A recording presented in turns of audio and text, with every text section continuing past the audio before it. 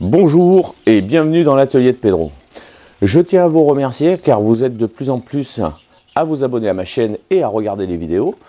À ce jour, j'ai un peu plus de 420 abonnés, ce qui est quand même très bien. Vous laissez aussi des commentaires. J'essaye de répondre à tous les commentaires. À présent, j'ai pu répondre à tous les commentaires. Mais sur ce, j'en suis très content. Voilà. Aujourd'hui, donc, nouvelle petite vidéo. J'ai reçu donc il y a quelques mois un petit objet que j'avais commandé sur Wish.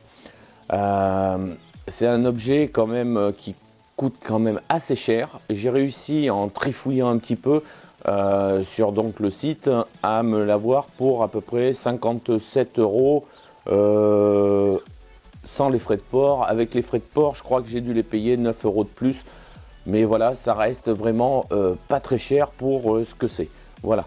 Pour ça, il faut gratter, faut insister, faut mettre dans le panier, enlever, remettre, et puis au bout d'un moment, on peut arriver quand même à avoir des petites promotions comme ça, et c'est pour ça que je ne l'ai pas payé excessivement cher. Voilà. Donc, qu'est-ce que c'est? Donc, ce que c'est une barre LED. Voilà. C'est une barre LED qui fait 1,30 m de long, donc elle est incurvée. Exprès donc pour mettre sur le toit de la voiture, et avec donc de fourni j'avais donc tout le câblage électrique, voilà, comme ceci, avec le relais, le fusible et l'interrupteur, donc tout prêt à câbler. Voilà, j'avais ça, et à l'intérieur j'ai aussi donc son petit kit de fixation, voilà, qui est en aluminium. Ce petit kit de fixation, si vous voulez, il se fixe sur le toit, et comme ma voiture n'est pas non plus très large, ça me va pas du tout. Voilà. Donc il a fallu que j'étudie un petit peu ma fixation, et pour ça j'ai été voir un petit peu sur internet, voir ce qu'il faisait, et j'ai trouvé des fixations au niveau des sites américains, car ils sont très friands de ces petits gadgets. Et donc j'ai voulu reproduire le même, car pour l'acheter ça coûte quand même un petit peu de sous. Rien ne dit que ça puisse s'adapter donc au type de voiture que l'on a. Donc pour ça il a fallu que je la fabrique moi-même. Et pour la fabriquer, si vous voulez, j'ai pris une feuille d'aluminium comme ceci. Donc là c'est du 2 mm. Donc j'ai pris une feuille d'aluminium, et puis je suis venu prendre ma plieuse et j'ai plié donc cette feuille d'aluminium, et ça ressemble à ceci. Voilà, donc j'ai deux angles, et c'est le modèle qui va sur ma voiture, donc ça s'adapte très bien. Voilà, donc le 2 mm est un tout petit peu trop fin, donc il a fallu que je prenne du 5 mm. Donc j'ai repris une feuille d'aluminium de 5 mm, j'ai refait les mêmes découpes, et puis je suis parti voir le professionnel pour me le plier. Voilà, car ma plieuse que j'ai peut plier du 5 mm. Donc je l'avais fait avant, j'avais essayé, et le problème qui se pose, c'est que mes angles là sont trop forts. Donc au lieu d'avoir des angles très courts comme ça, ils sont trop prononcés, et vraiment ça fait pas beau. Donc j'ai été voir le professionnel et je lui ai demandé donc de me plier à bonne dimension donc ces tôles d'aluminium de 5. Voilà. Et dessus, comme la tôle était légèrement abîmée, on m'a conseillé de faire du bouchonnage. Voilà, du bouchonnage. Donc qu'est-ce que c'est? Ça ressemble à des petits ronds. Je vous le montre de plus près. Voilà. Donc ça fait des petits ronds, des petits cercles, voyez, un peu partout. Donc ça cache un tout petit peu les aspérités, les rayures et tout qu'il peut y avoir sur la tôle, et le rendu est pas trop mal. Voilà. Pour faire ce bouchonnage, il m'a fallu un outil. Donc pour faire le bouchonnage, j'ai acheté un petit outil. C'est une genre de petite meuleuse, du moins de support à papier abrasif. Donc avec des petits crochets, des scratchs, voilà, où on met des petits papiers abrasifs dessus, et puis on met ça directement dans la perceuse, et ça fait des petits cercles. Et pour ça, les papiers étaient fournis avec, et j'ai essayé, franchement c'est pas le top.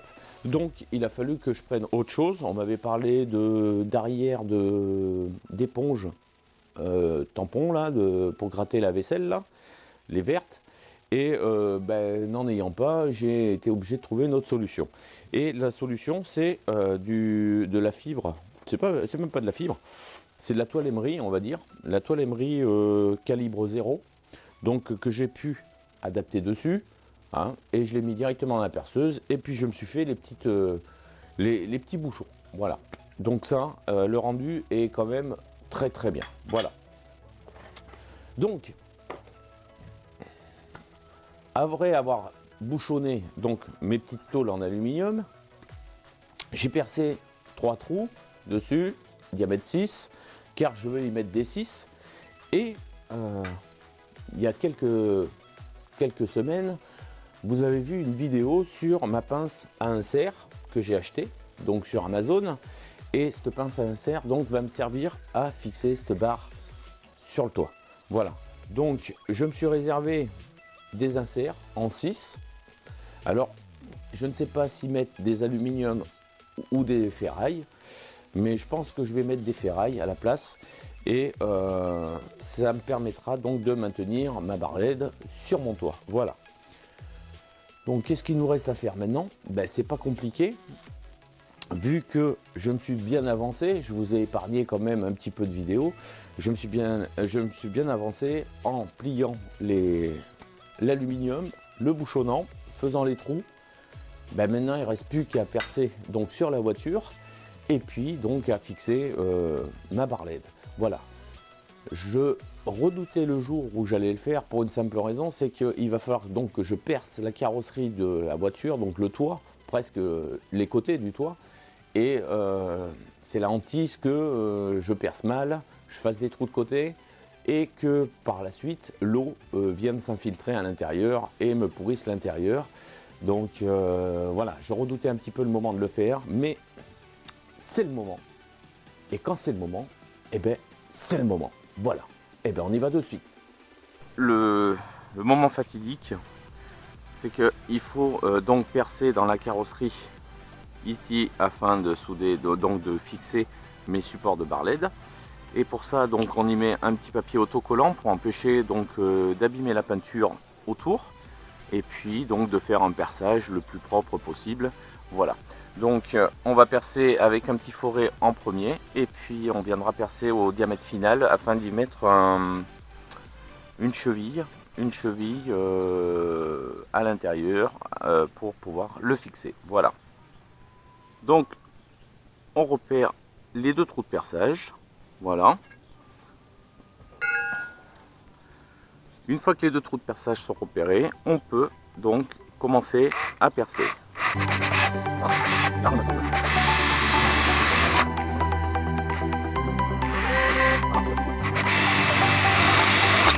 Donc ici, le diamètre 9, donc afin d'y mettre les inserts dedans et que ça fasse, que ça tienne. Voilà.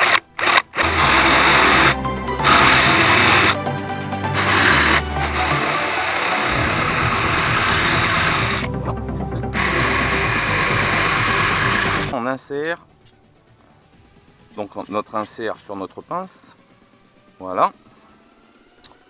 On vient y mettre du Loctite, donc de la pâte à joint. Donc pour faire une étanchéité, on va le glisser dedans et on va venir serrer.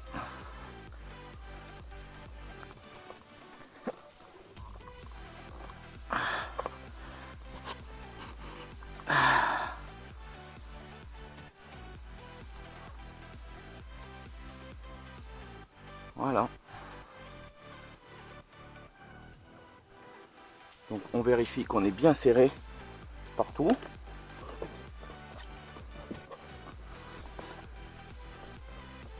Voilà, on dessert donc notre insert.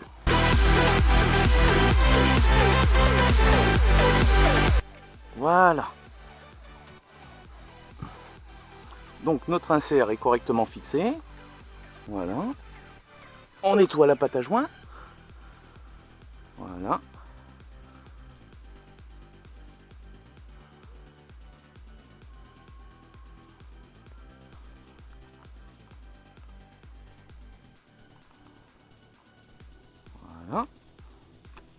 Et maintenant on peut passer à la face au-dessus. Donc on va faire le deuxième.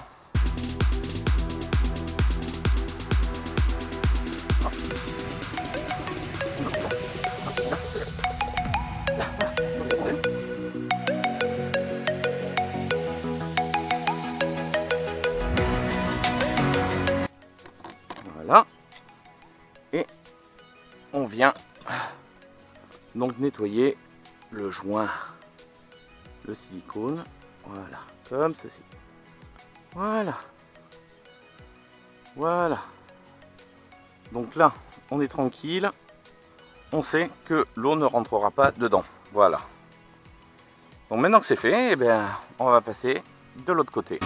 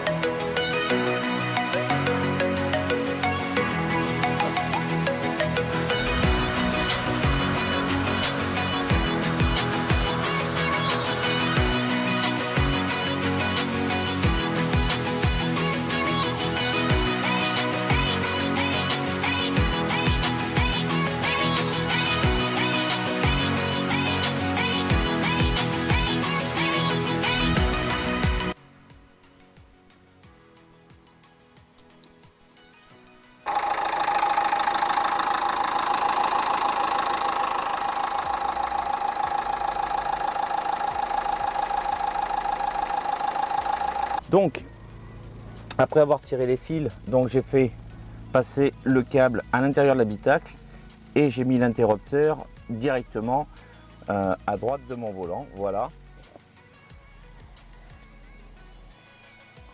Pour ce qui est du câblage, donc je l'ai fait descendre donc le long de mon pare-brise, là, de ma baie de pare-brise. Voilà. Elle arrive à l'intérieur, donc ici là, voilà.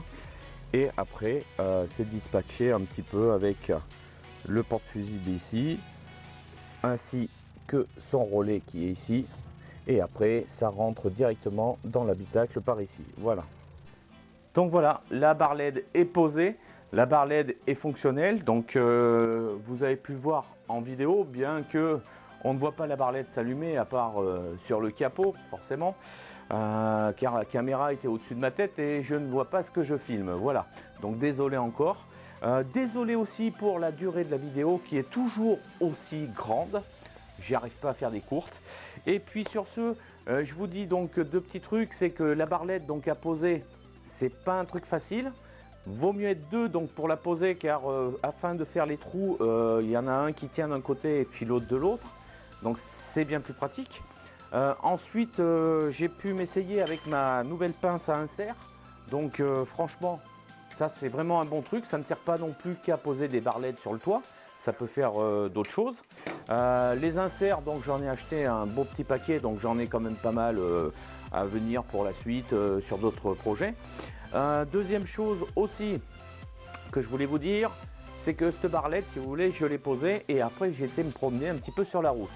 Donc, il y a un truc à se méfier, c'est que la barre LED, il vaut mieux la fixer au plus bas du toit, on va dire. Voilà, ou devant, à la rigueur, la calandre, car à 40 km/h, on commence à entendre un petit sifflement. Et plus on augmente en vitesse, plus le sifflement est plus grand. Et quand on atteint à peu près les 100 km/h, ça devient plus un bourdonnement qu'un sifflement. Voilà. Donc j'ai pas pu essayer sur autoroute encore parce que je n'habite pas très loin de l'autoroute, mais un petit peu, donc je verrai ça plus tard. Mais bon, faites bien attention avant de poser la barre LED, étudiez bien à quel endroit vous voulez la positionner. Sur ce, on va se quitter forcément avec l'éclairage de la barre LED de nuit. Donc comme vous avez pu voir, peut-être sur la voiture, j'ai une deuxième petite barre LED devant. Voilà, donc je ferai un petit test entre la petite barre et la grande barre que j'aurais mis sur le toit. Voilà, pour tout vous dire, cette barre LED m'avait coûté à peu près dans les 57-60 euros, on va dire, port compris. C'est une 640 watts, un truc comme ça, et elle éclaire un peu plus de 100 000 lumens. Voilà, avec une lumière blanche 6000 kg comme d'habitude. Voilà. Sur ce, si vous avez des commentaires, vous les mettez dessous, pas de problème. N'oubliez pas de vous abonner et de cocher la petite cloche juste à côté afin d'être prévenu des prochaines vidéos qui vont sortir. Et puis je vous dis bon bricolage du dimanche à tous et à la prochaine. Bye.